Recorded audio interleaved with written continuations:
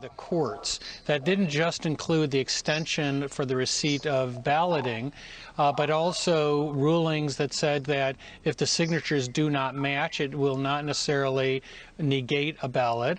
Even if the post date is not clear, the ballot can still be counted. All of those things, or all those controversies, can be raised in a state where the vote is expected to be quite close. There's also provisional, conditional balloting in these states.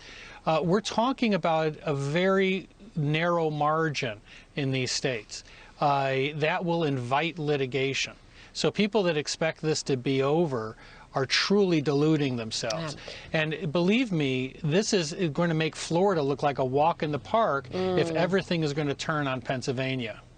This is the Biden campaign statement. I want to make sure I get this in here, Jonathan. The president's statement tonight, this is Jen O'Malley from the Biden campaign, about trying to shut down the counting of duly cast ballots was outrageous, unprecedented, and incorrect. It was outrageous because it is a naked effort to take away the democratic rights of American citizens.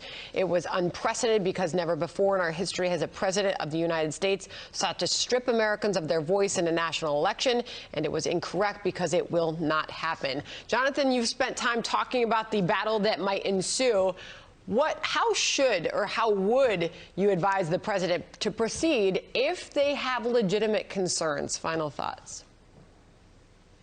Well, first, he's got to tap down the rhetoric. That's only going to alienate courts. It's going to inflame people on both sides. He did not win these states last night. These states are still in play. There are ballots that will be counted. That doesn't mean that he didn't win them ultimately. It doesn't mean that he doesn't have a lead. And it certainly doesn't mean he doesn't have legitimate objections.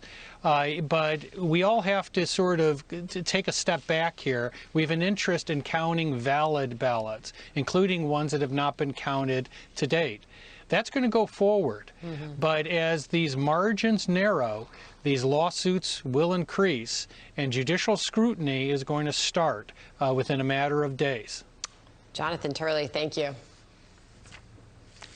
Thank you. Right. Well, it was one of the biggest headlines last night, President Trump winning Florida with a wider margin than 4 years ago. So what was his key to victory in the Sunshine State? We're live in Miami next.